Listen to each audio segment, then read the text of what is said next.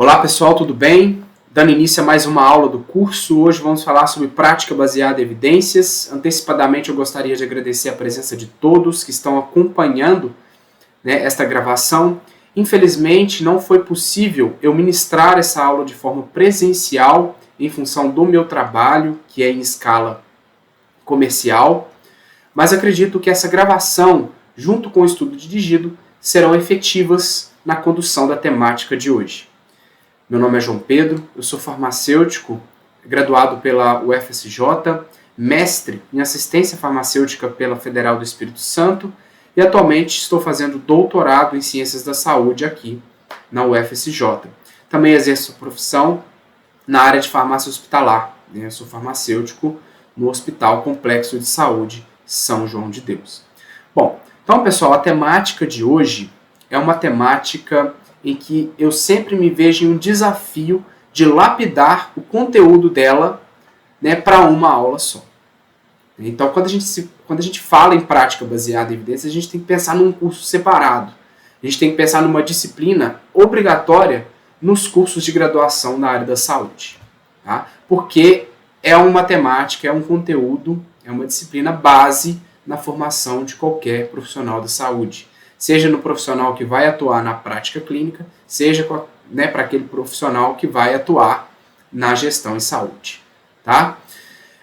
Por isso que o objetivo principal da aula de hoje é basicamente um roteiro.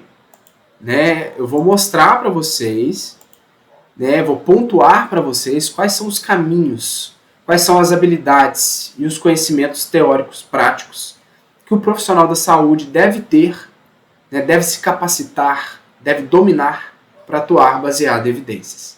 Tá? Então vamos começar do conceito, da definição. O que é prática baseada em evidências?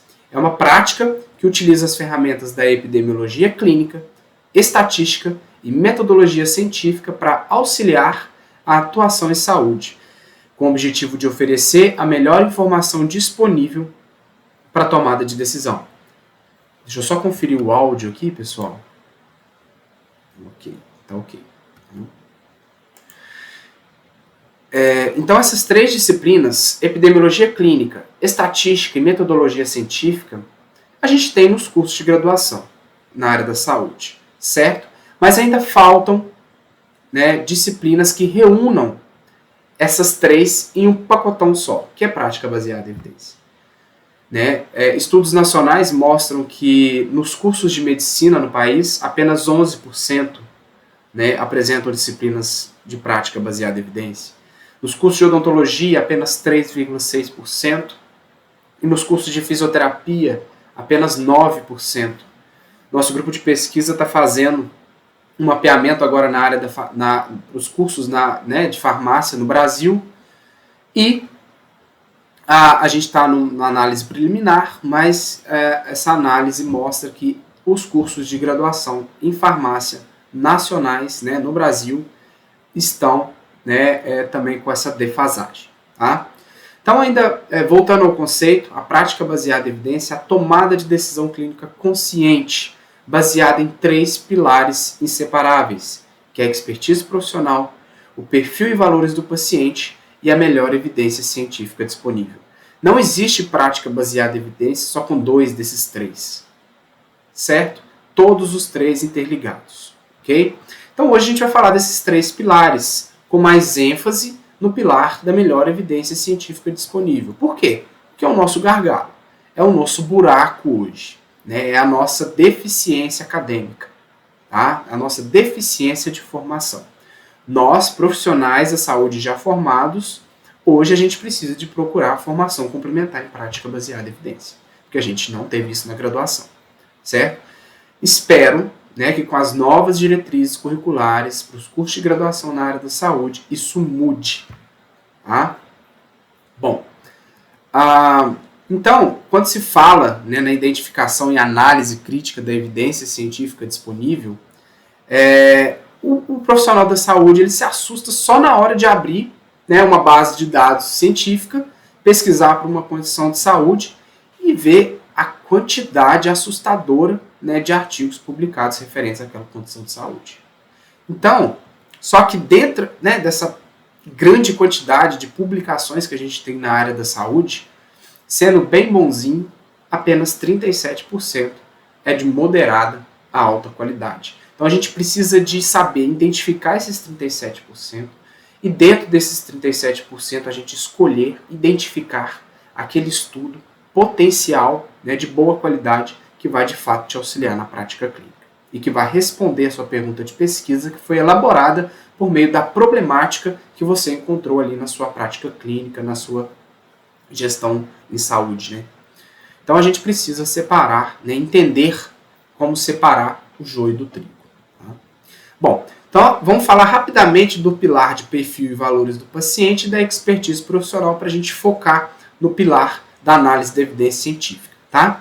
Bom, por que é importante a gente levar em consideração o perfil e os valores do paciente? Então é importante a gente entender que cada paciente é único. Então o cuidado ele é sempre individual. Então a gente precisa respeitar as preferências, as crenças, as opiniões e os princípios do paciente.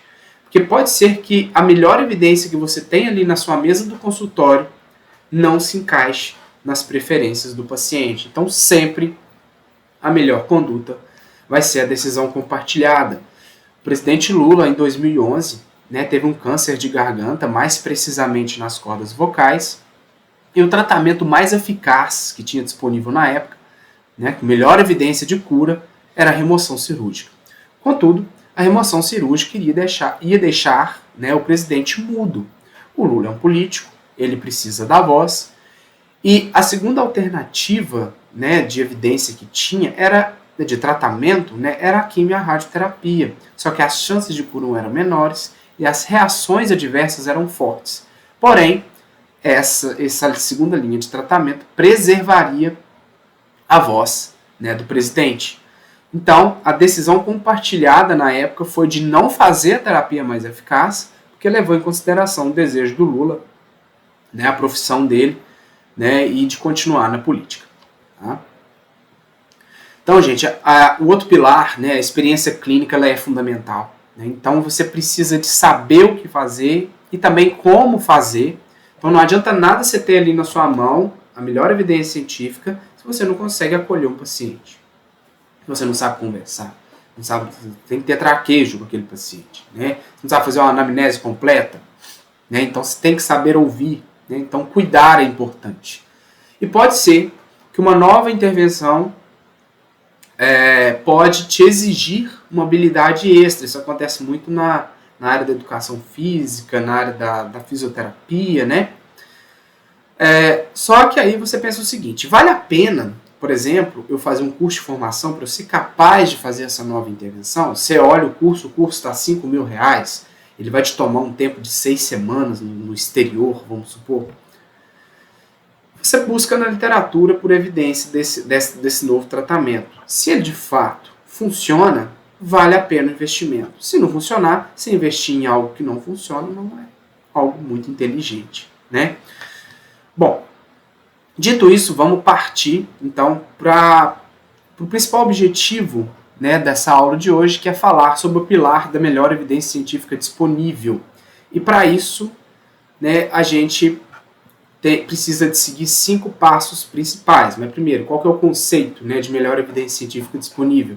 É a atualização e a capacidade de escolher, identificar, analisar, né, e avaliar as melhores provas disponíveis na literatura científica para lidar com cada situação, né, para tomada de decisão em saúde. Então, dentro da identificação da melhor evidência científica disponível, né, tem a etapa de análise crítica da evidência científica. Tá? E essa análise crítica da evidência científica, ela parte, né, de uma elaboração de uma pergunta de pesquisa, que ela vai ser elaborada por meio da problemática que você tem ali na prática, né, que você identificou. E aí, por meio dessa pergunta de pesquisa, você vai identificar o seu domínio, né, o seu domínio em relação a, por exemplo, intervenção, a diagnóstico, é uma pergunta sobre prognóstico de uma doença, sobre experiências de pacientes referentes a uma determinada doença. Então, de acordo com esse domínio, você vai, junto com a sua pergunta de pesquisa, definir descritores, selecionar uma base de dados científica e partir para a etapa 2, que é a busca na literatura. Tá? Beleza, fez a busca na literatura, identificou aquele estudo potencial para responder a sua pergunta de pesquisa, você vai para o passo 3, que é analisar o método daquele trabalho. Então você vai ler o artigo inteiro, principalmente métodos e resultados. Então você vai avaliar se o método tem uma boa qualidade, se o método ele é robusto. Porque se o método for fraco, possivelmente ele induz resultados que não são verdadeiros. Tá? Dito isso, né, tendo, por exemplo, um método robusto, você parte, né, para a leitura dos resultados. E aí você vai interpretar esses resultados. Então é você, clínico, que lê métodos e resultados e interpreta. E quando eu falei para você ler o artigo inteiro, eu só citei essas duas seções, né, métodos e resultados. Por quê? Discussão é a discussão dos autores. Né? Ele vai corroborar os resultados com os dados na literatura. A introdução é basicamente uma justificativa para a realização do estudo. Agora, você, clínico, precisa de dar ênfase nos métodos e resultados. É você, né, que vai interpretar isso. Né? Então, beleza. Você identificou que aquele estudo, de fato, tem um método robusto e que os resultados, né, de fato, sustentam, né, por exemplo, a efetividade, a eficácia, né, de determinado tratamento, você vai partir para o quarto passo, que é aplicar e implementar a evidência na sua prática. Né? Você vai definir essa conduta, lógico, relembrando o que eu disse anteriormente, junto com o paciente. Aplicado, né, essa intervenção, enfim, essa evidência, você vai avaliar os resultados, né, dessa implementação, dessa aplicação. Os resultados clínicos, os resultados econômicos, a satisfação do paciente, né, enfim. Bom, para você executar esses 5 passos, você precisa daquele pacotão de disciplinas que eu disse, né, que envolve a prática baseada em evidências, que é o quê? Epidemiologia, principalmente os conhecimentos relacionados a delineamentos de estudo. Você precisa de conhecimentos em estatística, mas não é fazer análise estatística, é você interpretar mesmo a estatística. Tem que ter uma noção de estatística básica. E metodologia científica. Eu nem cito direito à língua inglesa, que eu vou mostrar para vocês na parte prática, né, dessa aula, que língua inglesa hoje não é mais uma dificuldade, visto que nós temos os tradutores automáticos pelo Google. Tá? Bom, então, vamos considerar agora os conhecimentos prévios em epidemiologia e metodologia científica. O que eu preciso de saber de epidemiologia e metodologia científica? Como eu disse, de epidemiologia eu preciso saber de delineamentos de estudo, principalmente. Tá? E alguns conceitos também de correlação, né, causa, associação, enfim. Na metodologia científica, eu preciso conhecer principalmente o uso de instrumentos para busca nas bases de dados, identificação desses estudos, bem como a avaliação da sua qualidade metodológica. Tá? Então, antes de tudo, a primeira coisa que eu preciso de saber é diferenciar o que é pesquisa básica de pesquisa clínica. Tá? O que é pesquisa básica? A pesquisa básica está envolvida na área de mecanismo, de plausibilidade. Ela é a base para o nosso conhecimento. Então, são os estudos in vitro, in silico, in vivo, ou seja, em células, em computadores, por meio de modelagem molecular, né? E em ratos, em camundongos. Tá? Já a pesquisa clínica é a pesquisa de mundo real. É aquela que você faz em ambientes clínicos com os seres humanos. Né? E que tragam desfechos clínicos importantes para aqueles seres humanos. Tá? Então, a pesquisa básica ela antecede, né, a pesquisa clínica. Né? Então, a pesquisa básica é a base do conhecimento e o que de fato a gente aplica na nossa prática é a pesquisa clínica. Tá? Um exemplo bobo, né, que a gente viu na pandemia, né? A gente pega aí o exemplo da ivermectina. Quando você pega o mecanismo de ação, né, da ivermectina para redução da carga viral, é lindo, é muito bem elucidado. Né? Reduz carga viral do SARS-CoV-2. Contudo, eu não quero saber se ele reduz carga viral. Quero saber se ele consegue, de fato, causar um desfecho clínico positivo no meu paciente. Quero saber se ele diminui sintomas. Eu quero saber se ele diminui a chance daquele paciente ser internado. Eu quero ver se aquele medicamento ele reduz mortalidade. Certo? Isso são exemplos de desfechos clínicos importantes. É isso que eu preciso na minha prática clínica.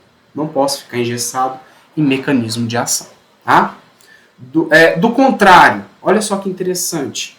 A gente tem muitos fármacos, muitos medicamentos eficazes, né, já aí consolidados na literatura, no mercado, que a gente nem sabe o mecanismo.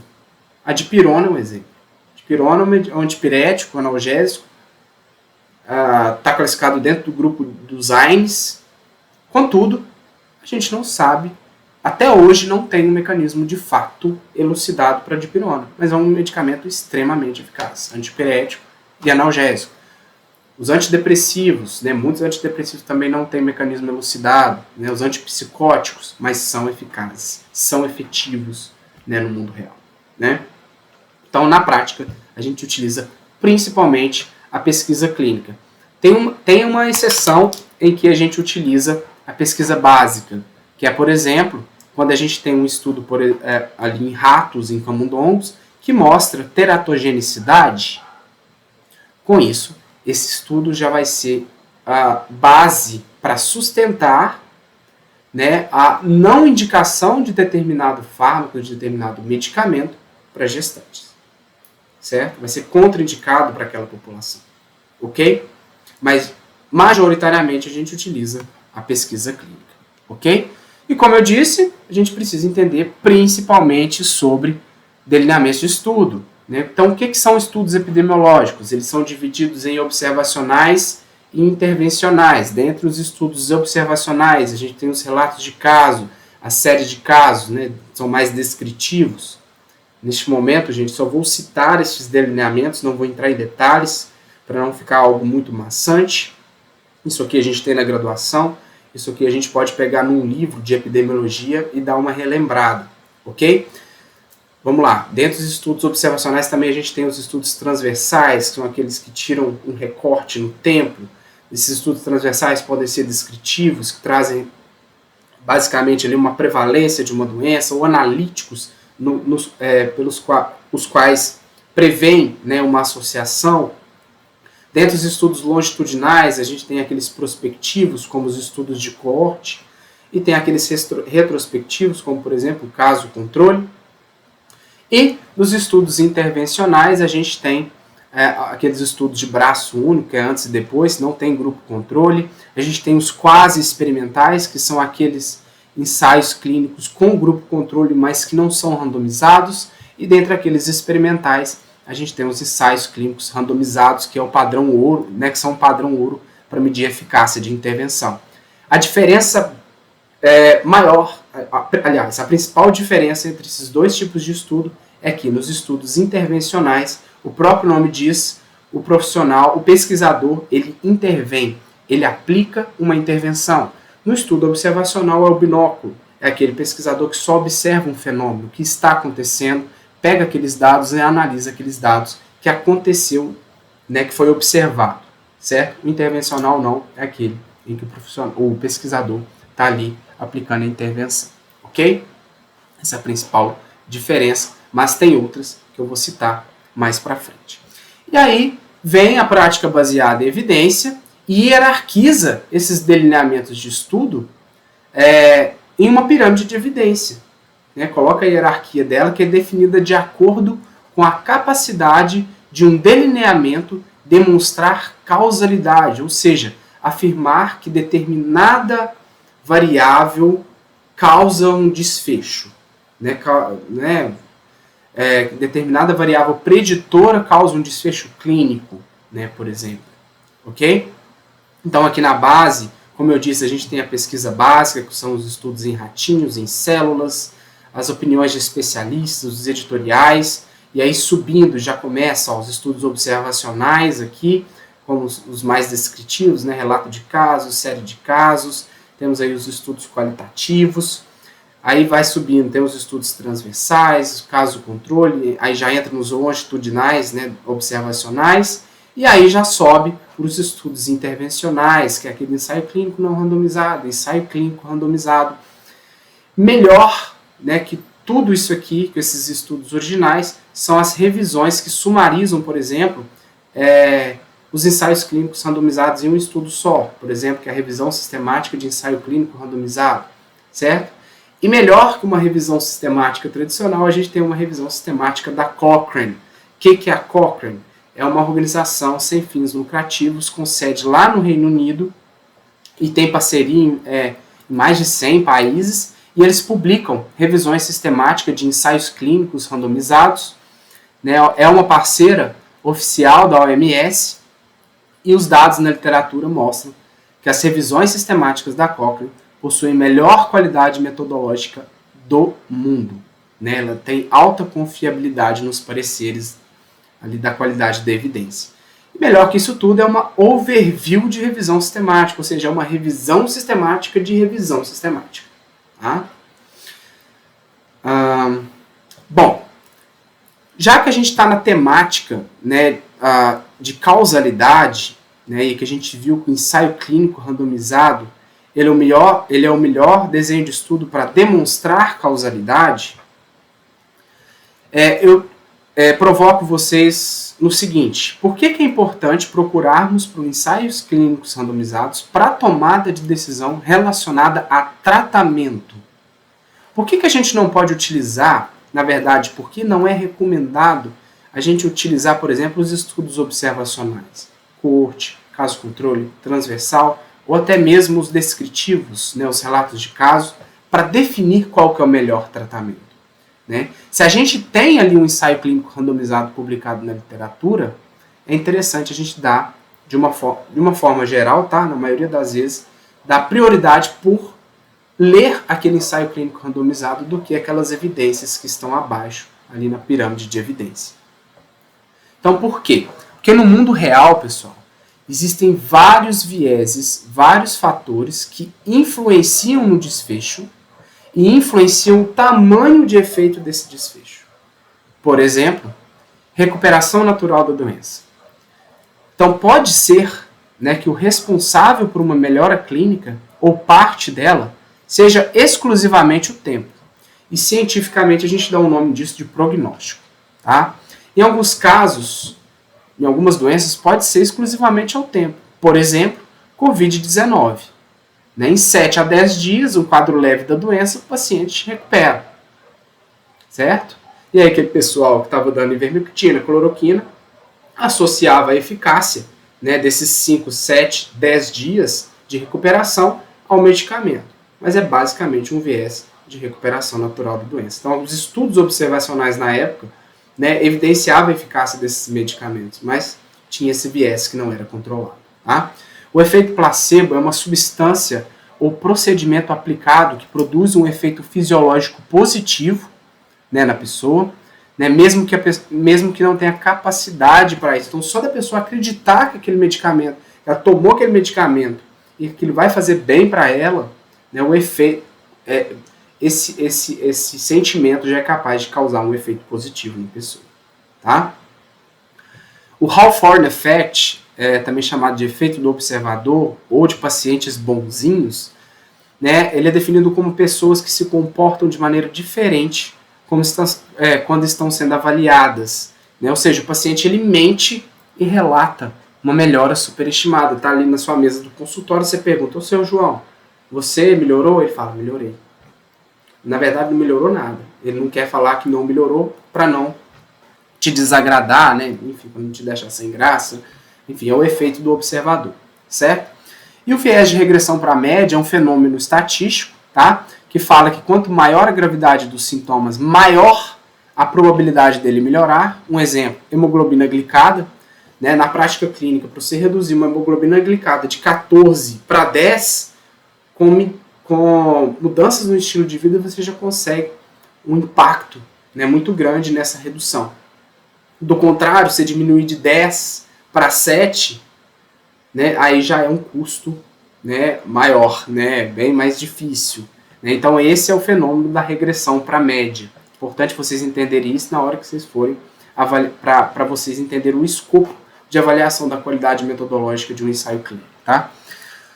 E o viés de confirmação está ligado ao pesquisador. Tá? É a tendência de se lembrar, interpretar ou pesquisar por informações que confirmem as suas crenças ou as hipóteses iniciais. Então, aquele pesquisador que está ali, ele pode ter um viés de querer fazer com que a sua hipótese, ela de fato seja verdadeira. Tá? Que aquele medicamento funciona, enfim, que aquele tratamento funciona. Então, esse é chamado viés de confirmação. Tá? Então, gente, eu só consigo dizer, né, que uma determinada variável de fato causou um desfecho ou que um tratamento foi capaz de causar uma melhora clínica no paciente quando eu consigo controlar a somatória desses 5 vieses aqui existentes no mundo real. Tá? E qual que é o único delineamento que consegue controlar tudo isso aqui? O ensaio clínico randomizado, que é basicamente você tem um grupo de participantes, você pega esse grupo de participantes, né, que são elegíveis para o trabalho, e sorteia, né, randomiza, aleatoriza, né, esses participantes para 2 grupos, um grupo intervenção e um grupo controle, e no final você compara, né, os 2 grupos, né, o sucesso e o insucesso, e deu diferenças estatisticamente significantes e clinicamente relevantes entre os grupos. Tá? Bom, então vamos lá. Como que os vieses, né, que eu acabei de citar são controlados dentro de um desenho, de uma execução de um ensaio clínico randomizado? Então, só de ter a presença do grupo controle, pessoal, você já controla o viés de histórico natural da doença. Porque você tem o grupo tratamento em que você está comparando com o grupo controle em que você não está administrando nada nesse grupo controle.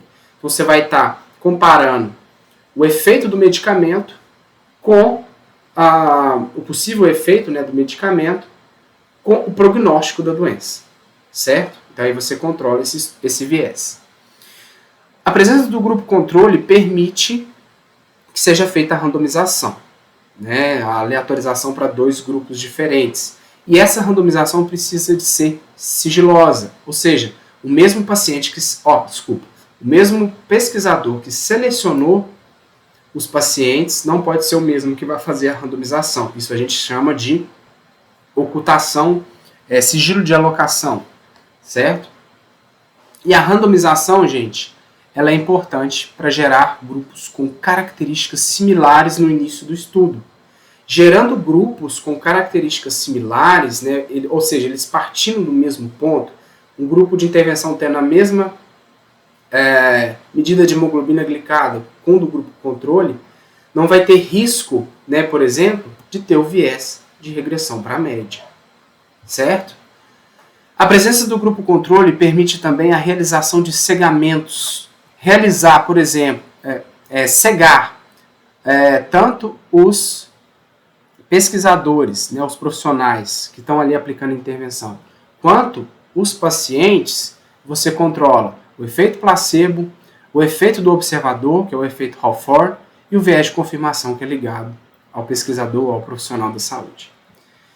E aí tem um terceiro cegamento, que é o avaliador de desfecho, ou seja, é aquele pesquisador que pega os dados na planilha, no Excel, joga no software estatístico e faz a análise estatística. Você tem que cegar esse paciente também, ele não pode saber quem está em determinado grupo, certo? Quem é grupo de intervenção, quem é grupo de controle. Você tem que dar um jeito de cegar ele, para você também controlar o viés de confirmação que é ligado a ele, certo? Bom, esses foram os conhecimentos principais em relação à epidemiologia, né, que você precisa de dominar, né, para sustentar aquele pilar de análise crítica da evidência científica, de você encontrar a melhor evidência científica na prática, tá? E o que você precisa saber de estatística? Basicamente, interpretar a estatística. Então, você precisa saber um pouco de estatística descritiva e um pouco de estatística inferencial. Na estatística descritiva, que é aquela que descreve, organiza, sumariza os resultados encontrados. Você usa números ou medidas que possam representar todos os dados coletados. E aí você reporta isso em forma de média, mediana, intervalo interquartil, desvio padrão, porcentagem, certo?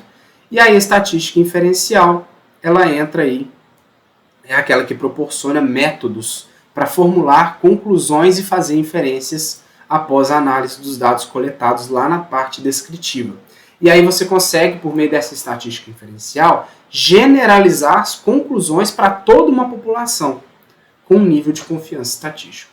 E aí você precisa de entender o que é um p-valor, o que é um intervalo de confiança, certo? Principalmente para você na hora de interpretar os resultados. Na parte prática, né, dessa aula, a gente vai ver muito sobre p-valor. Tá? A gente não vai ver sobre intervalo de confiança, mas a gente vai ver desvio padrão, que é uma medida de variabilidade. Ok? Bom. Beleza, pessoal. Agora eu vou falar um pouco sobre cada passo, né, envolvido na busca, né, na identificação, na análise, né, enfim, na análise crítica da evidência científica, que são esses 5 passos principais. Ok? Então vamos lá. Primeiro passo, elaboração da pergunta de pesquisa. Então a questão de pesquisa é a dúvida ou a incerteza do profissional sobre um problema clínico em questão. Então ela está relacionada com a incerteza quanto ao melhor método de avaliação, relacionado a diagnóstico, prognóstico de uma doença, tratamento de alguma doença específica. Para auxiliar a construção de uma pergunta de pesquisa afiada, a gente pode utilizar mnemônicos. Por exemplo, vou citar 2 aqui. Vamos supor que a sua pergunta está no domínio diagnóstico. Você quer saber se determinado teste vai conseguir detectar corretamente a doença. Para isso, você pode utilizar o mnemônico PTD, que é paciente, teste e diagnóstico. Um exemplo. O teste de Lassègue identifica dor radicular em pacientes com dor lombar. Ou seja, quem que é meu paciente? Pacientes com dor lombar. Qual é o meu teste? Teste de Lassègue, meu T. Qual é o meu D? Meu diagnóstico? Dor radicular. Certo? Então, você constrói esse mnemônico, você consegue alinhar, né? Você consegue refinar a sua pergunta de pesquisa. Para a pergunta de pesquisa relacionada ao domínio intervenção, que é tratamento, ou seja, qual que é o meu melhor tratamento, você pode utilizar o mnemônico PICO, P de paciente, I de intervenção, C de comparador e O de outcome, que é desfecho, né, no inglês. Né? Por exemplo, qual a eficácia da atorvastatina comparada com placebo na redução dos níveis de ácido úrico em pacientes com hiperuricemia? Ou seja, o que é meu P? Pacientes com hiperuricemia. Qual é a minha intervenção? Atorvastatina. Qual é o meu comparador? Placebo. Qual é o meu desfecho? Redução dos níveis de ácido úrico. Ok? Beleza. Refinada a pergunta de pesquisa, você vai selecionar a sua fonte de informação, a sua base de dados, certo? Dentre as fontes de informação, a gente tem as fontes terciárias, que são os livros e os textos compilados. Por exemplo, são os livros nossos de farmacologia, de farmacoterapia, os protocolos clínicos e diretrizes terapêuticas, os compilados, né, das associações da Sociedade Brasileira de Cardiologia, da Sociedade Brasileira de Diabetes, enfim. Então, são algo que compila as informações para a gente. As fontes secundárias são as bases de dados que direcionam para as fontes primárias, ou seja, PubMed, Cielo, Embase, Web of Science, etc. E as fontes primárias são os artigos. É onde a pesquisa aparece, né, pela primeira vez. A base dos estudos, a maioria dos clínicos buscam pelas bases terciárias, certo? Só que o diferencial está aqui, ó. É você saber operar uma base de dados científica, uma base de dados secundária, e por meio da operação da base de dados secundária, você identificar a fonte de informação primária. Tá? E o que é a lacuna, o buraco hoje, né, entre os profissionais. Ok? Então você seleciona uma base de dados, e aí por meio da sua pergunta de pesquisa, você vai definir termos de busca, tá? E por meio desses termos de busca, você vai fazer as buscas nessas bases de dados de acordo com as especificidades de operação, com o código de programação de cada base de dados. Ok? Definidos os descritores, você vai utilizar os operadores booleanos. Isso aqui é utilizado de uma forma geral em todas as bases de dados, tá? O operador booleano, você usa ele em caixa alta assim mesmo. O operador booleano AND. é um operador que você usa para limitar a sua busca. Ele serve para você somar, né, os termos de busca que você selecionou, selecionou para a sua busca, certo? Né, a inclusão de qualquer artigo com os 2, 3, 4, 5 termos que você selecionou. O OR, ele é utilizado para expandir a busca, ele é muito utilizado para o uso de sinônimos, palavras que são sinônimas. Então, por exemplo, farmácia clínica, clinical pharmacy, né, pharmaceutical care, enfim, dentre outras, se separa por OR, certo? O NOT, ele limita a busca. É quando você não quer encontrar artigo que contenha determinado termo. Vamos supor, quero encontrar hipertensão arterial, tratamento de hipertensão arterial, mas não em crianças. Aí você coloca not children, certo? Mas a gente vai ver tudo isso aqui na parte prática da aula, ok? E aí, terceiro passo, você vai analisar, vai ler os métodos, né? Beleza, vamos supor aqui que na parte de busca na literatura você conseguiu identificar, né, qual que é o seu trabalho potencial para responder a sua pergunta de pesquisa. E aí no passo 3 você vai ler o método e vai avaliar a qualidade metodológica, né, daquele trabalho. E aí esse artigo aqui ele sumariza para a gente várias escalas que nos auxiliam na avaliação do risco de viés, da qualidade metodológica ou validade interna, são tudo sinônimo, de diferentes delineamentos de estudos. Por exemplo, para ensaio clínico, a gente tem a escala da Risk of Bio da Cochrane, ou a escala Pedro, que é a Physiotherapy, deixa eu lembrar, Evidence Database, isso, que é utilizada para avaliar a qualidade metodológica de ensaios clínicos.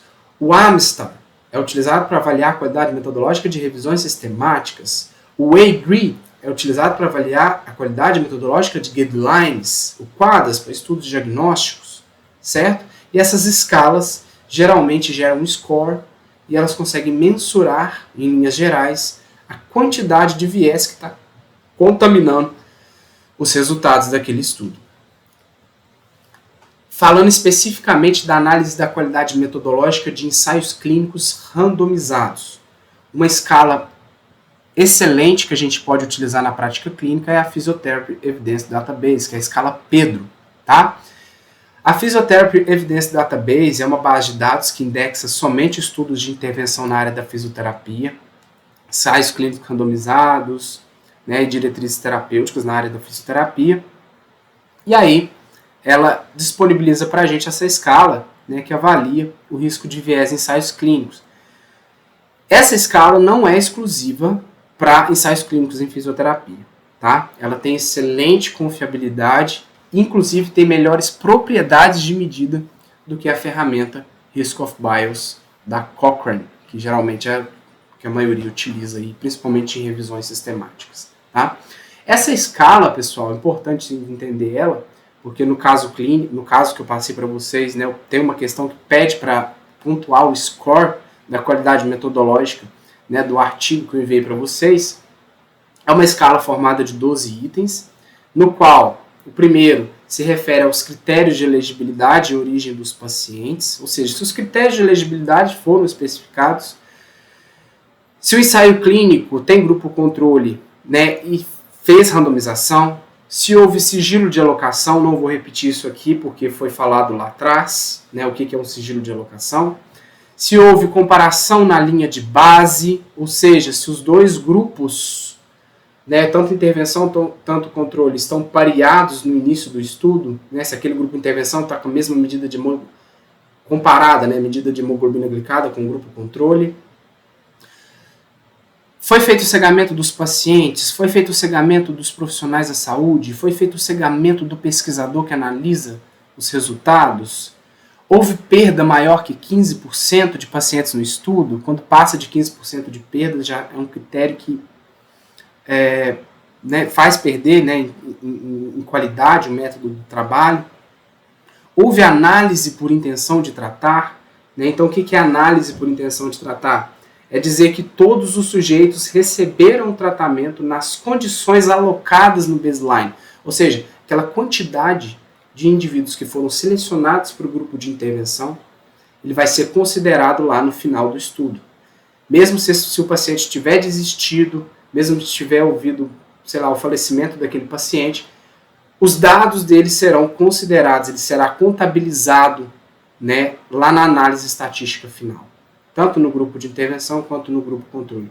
Porque se você faz troca de grupos, por exemplo, às vezes tem um grupo de intervenção, o paciente do grupo de intervenção desistiu de seguir o tratamento. E aí o pesquisador vai e pega esse paciente e joga ele para o grupo controle, já que ele não quer mais o tratamento. Isso não pode. Isso quebra o princípio da randomização. Isso quebra a linha de base, certo? Então isso é um viés muito importante e é uma análise que precisa ser respeitada, tá?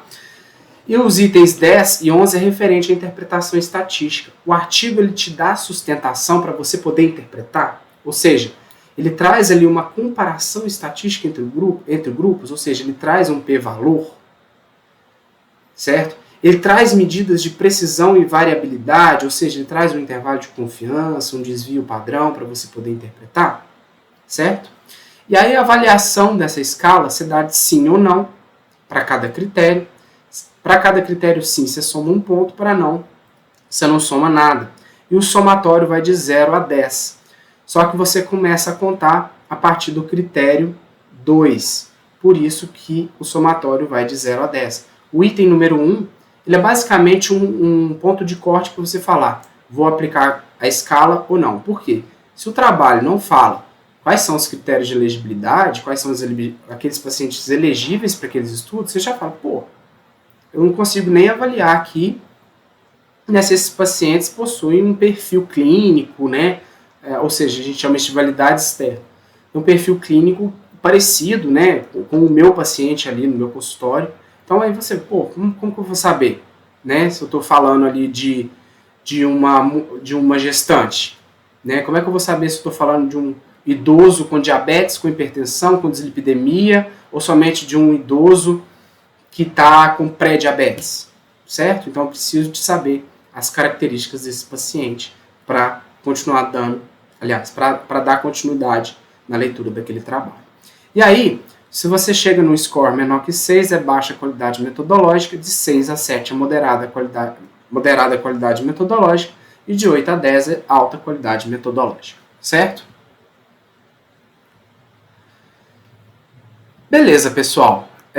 Feito isso, né, todos esses 3 passos, você aplica, implementa a evidência e definindo a conduta junto com o seu paciente e avalia os resultados clínicos, econômicos da satisfação do paciente. Ok?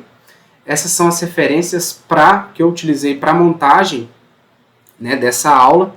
E agora, né, a gente vai partir para a parte prática, né, que é o caso que eu apresentei para vocês poderem seguir aquelas 5 etapas, né, que foram abordadas, né, que está dentro do domínio melhor evidência científica na aula de hoje, né, enfim, para vocês, de fato, conseguirem visualizar melhor toda essa parte teórica, né, maçante que foi passada aqui hoje, tá? Vamos lá, ainda temos um tempinho, estamos aí com 44 minutos, né, de gravação. Vamos para o caso clínico, não vou ler o caso, tá? Vou passar ele bem devagar, vocês pausam aí se for necessário, ok? Vamos lá já para o roteiro de discussão. Siga o passo a passo. Identifique em qual domínio, intervenção, diagnóstico ou prognóstico, a problemática se encaixa. Vocês viram que é uma pergunta sobre tratamento, sobre intervenção. Você quer saber se o serviço de acompanhamento farmacoterapêutico ele é eficaz. Então, o domínio é de intervenção. Ponto. Definido o domínio de intervenção, você pega o mnemônico o quê? Pico. População, intervenção, comparador e outcome, que é desfecho, certo? Como apoio. Identifique qual é a sua população de acordo com o artigo. Tá?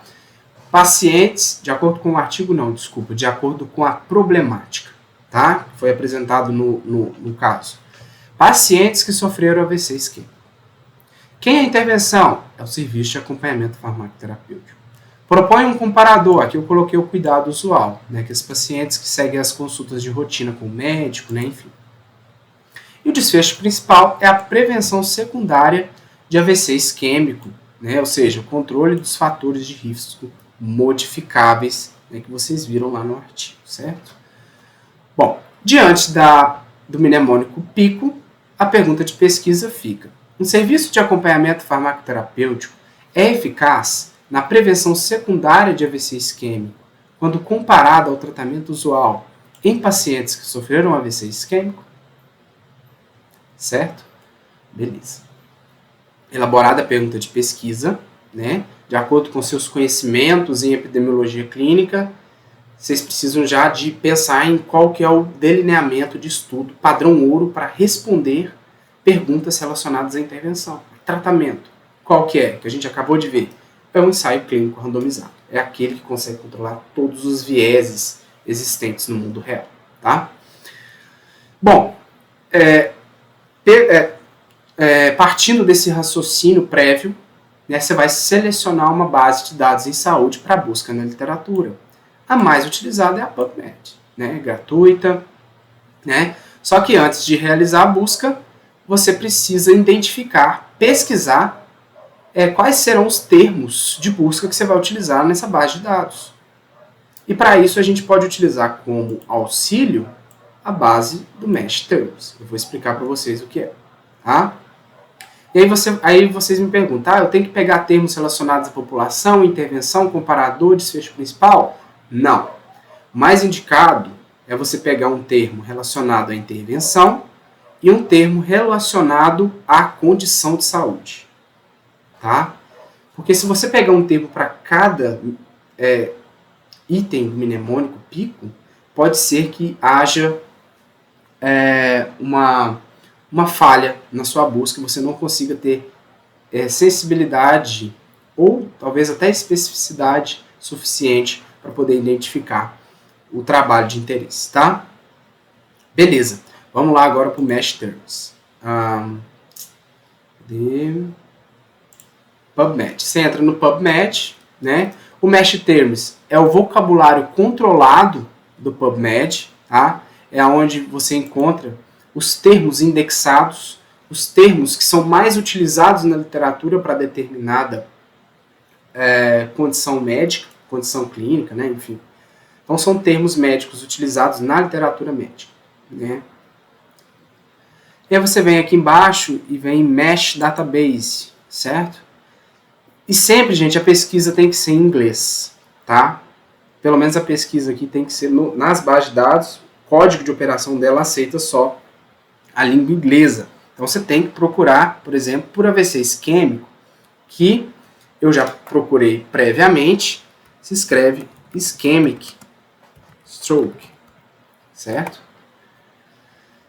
Aqui ele traz pra gente, ó, o termo principal, certo?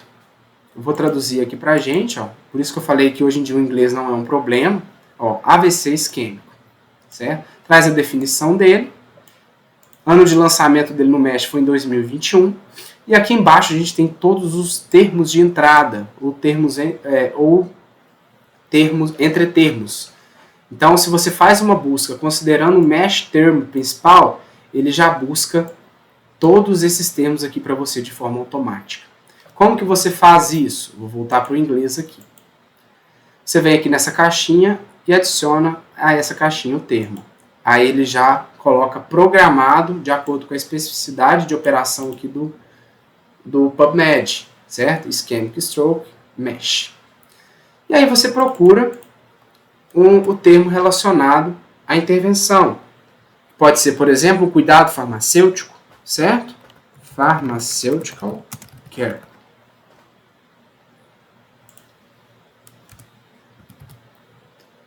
Pesquisar. E aí vai aparecer para mim um termo principal que é Pharmaceutical Services, que é o termo MESH. Mas quando você olha nos termos, nos entretermos, Pharmaceutical Care está aqui, ó, certo?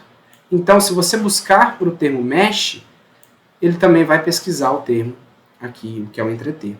E aí você adiciona ele aqui na caixinha, né, de busca, com o operador booleano AND, porque você quer buscar cuidado farmacêutico no AVC isquêmico, certo? Aqui tem a opção de você mudar para OR ou NOT, mas aqui é o AND, certo?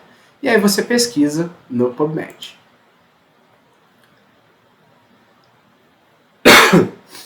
Desculpa, eu não adicionei o termo aqui, né, farmacêutico service. Eu vou adicionar novamente. Ó, adicionei ele na caixinha. Vou ter que pesquisar de novo o termo relacionado a AVC isquêmico. Ó, farmacêutico service mais isquêmico stroke. Pesquisa no PubMed. E apareceu para mim 12 resultados. São poucos resultados. Você poderia ler título a título aqui e pegar o artigo de fato que responda a sua pergunta de pesquisa. Potencial, né, elegível que responda a sua pergunta de pesquisa. Aí lá no roteiro, eu coloquei realize a busca no PubMed, utilizando esses termos e os combinando com o operador booleano em caixa alta. Analise o relatório de artigos encontrados e tente identificar o seguinte artigo. Já achei ele ali já, tá, gente? Só que aí, se for uma busca muito grande, você pode, por exemplo, utilizar um filtro de busca. Por exemplo, para o tipo de delineamento de estudo mais indicado para responder a pergunta de pesquisa, que é o ensaio clínico randomizado. Então aqui no PubMed, no lado esquerdo aqui tem um filtro, tem a caixa de filtros. E aqui você pode filtrar, né, por tipo de estudo. E eu vou colocar aqui Clinical Trial, que é ensaio clínico. Veja que funilou para 3 estudos, né? Filtrou para 3 estudos. E aí apareceu o estudo que eu sugeri para vocês, que é praticamente um ensaio clínico randomizado, né, de um programa de cuidado farmacêutico no AVC isquêmico, na prevenção secundária, né, do AVC isquêmico, certo? E aí, próxima etapa é o quê? Você traduz aqui, beleza? Você lê o resumo, bonitinho, e já identifica se ele é um artigo potencial que vai responder a sua pergunta de pesquisa. Já respondo que sim, é um artigo potencial, certo? Só que você não pode parar a leitura apenas no resumo. Aqui você não vai conseguir analisar a qualidade metodológica. Aqui você não tem todos os resultados reportados. Na conclusão, você pode ter uma conclusão superestimada, né, que a gente chama de spin. Né, geralmente, 80% dos estudos que são publicados tem spin. Tem alguma superestimação na conclusão por parte dos autores. Seja por interpretação errada, enfim.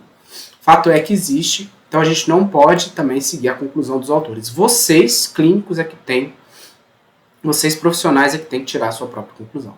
Feito isso, você vai acessar o artigo na íntegra. Essa caixinha aqui do lado, ó, te dá acesso ao texto completo. E aí você cai lá na revista, certo? Que é a revista International Journal of Clinical Pharmacy. E aí você tem a opção de traduzir o trabalho para português aqui no Google Tradutor. Já traduz para você, ó, bonitinho, certo? E aí você pode lê-lo na íntegra, ok? Bom, vamos lá. Agora, utilizando seus conhecimentos em epidemiologia, analise as possíveis fontes de viés metodológicos, ou seja, a validade interna do estudo. Utilize a escala Pedro, Risk of Bias, né, e calcule o score gerado e avalie se o estudo possui baixa, moderada ou alta qualidade metodológica. Já coloquei as respostas aqui pra gente, tá? No trabalho, se vocês tiverem lido, vocês identificaram lá que os autores descreveram os critérios de elegibilidade, beleza? Beleza, feito isso, ponto de corte para vocês avaliarem a qualidade metodológica, começando a pontuação agora. Houve randomização? Sim, é um ensaio clínico randomizado. Houve sigilo de alocação? Ou seja, eles informam que o pesquisador que fez a seleção foi diferente do que fez a randomização? Eles não informam isso. Se não informam, eu não vou dar a eles o benefício da dúvida. Eu coloco não, certo? Houve comparação na linha de base? Sim. Onde vocês podem tirar a prova dessa comparação na linha de base? vocês vão na tabela 1 do trabalho. A tabela 1 do ensaio clínico é geralmente as características dos indivíduos no início do estudo.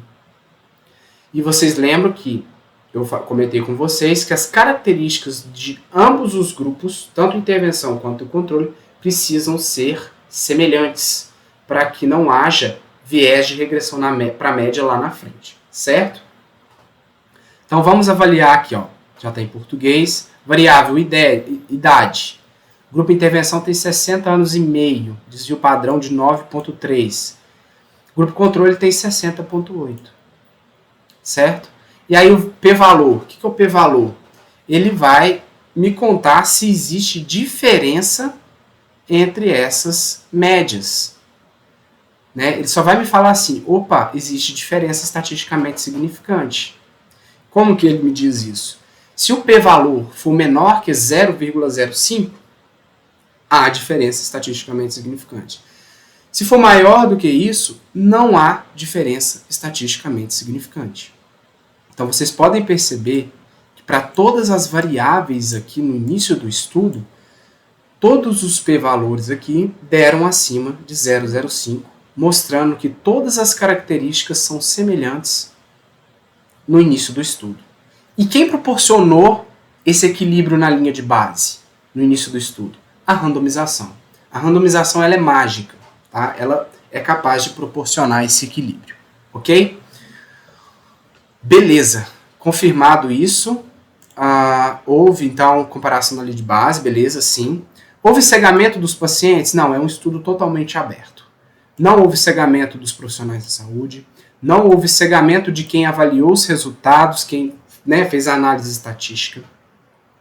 A perda foi menor que 15% de pacientes no estudo? Sim, foi menor que 15%. Eu fiz esse cálculo, deu 9 ponto alguma coisa de perdas, tá, gente?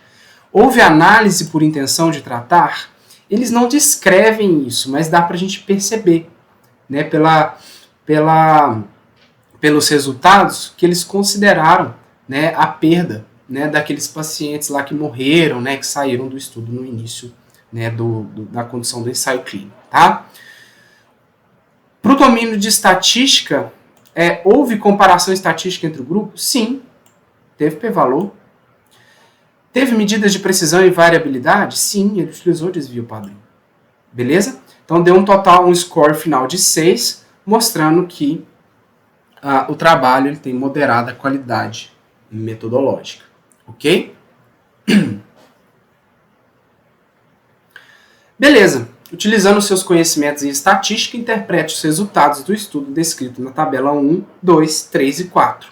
Analise o p-valor, significância estatística, e o tamanho de efeito, né, a proporção média e desvio padrão de cada desfecho avaliado.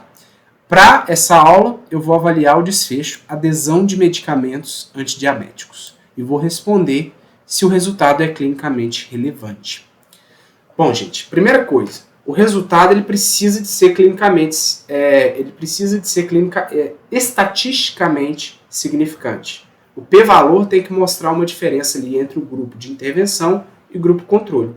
Mas não necessariamente aquela significância estatística ela vai me dizer que aquilo ali é clinicamente relevante. Né? Então, vou dar um exemplo aqui agora.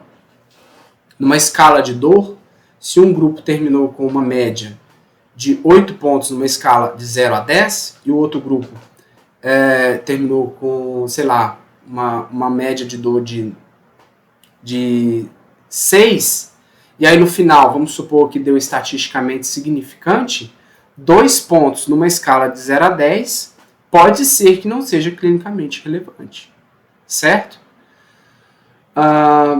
Bom, agora voltando ao exemplo, né, para o nosso artigo, né, que a gente leu, né, em relação à variável adesão a medicamentos antidiabéticos. Vamos pegar a tabela lá, que é a tabela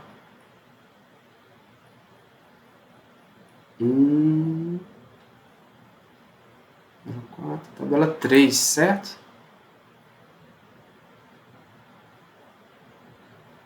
Não, é a tabela 4, é a tabela 2.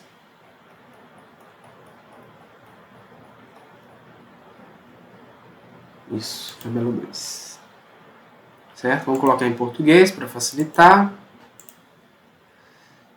Medicamentos antidiabéticos. Vamos olhar aqui, ó, na alta, 6 meses depois. Grupo de intervenção, 84 pacientes, certo? Aqui, cadê? Medicamentos antidiabéticos, certo? A gente encontrou que, no final, 91,67% dos pacientes do grupo de intervenção aderiram a medicamentos antidiabéticos. No grupo controle, foi 69,7%. Isso é estatisticamente significante? Sim. O p-valor está menor que 0,005. Mas isso é clinicamente relevante? Vamos fazer um cálculo aqui da diferença? 91,6 menos 69,7. Vamos fazer aqui. Dá uma diferença, gente, ó, de... cadê? Aqui, ó. Olhando a diferença bruta das porcentagens, dá uma diferença de quase 22%. Ou seja, vamos supor que a cada 100 pacientes acompanhados pelo farmacêutico, 92 aderem ao tratamento com medicamentos antidiabéticos. Ou seja, cerca de 22 pacientes a mais. Portanto, isso sim é um resultado claramente, clinicamente relevante. Beleza? Mas primeiro eu olhei se é estatisticamente significante. Beleza? Agora, a variável, número de pacientes que atingiram a meta lá de pressão arterial. Tá na tabela 3. Tabela 3. Vou colocar em português. Aqui, ó, na alta de 6 meses. Considerando aqui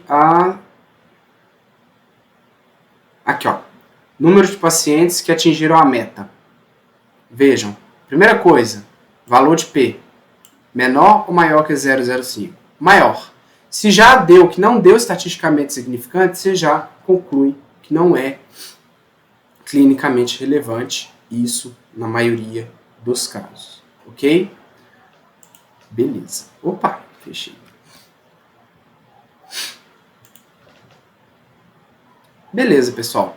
Após a leitura completa do artigo, analise a qualidade metodológica, interpretação estatística e avaliação da relevância dos clínicos dos desfechos e discuta com seus pares se a conclusão do estudo descrito no abstract está superestimada, se houve spin, ou seja, exagero.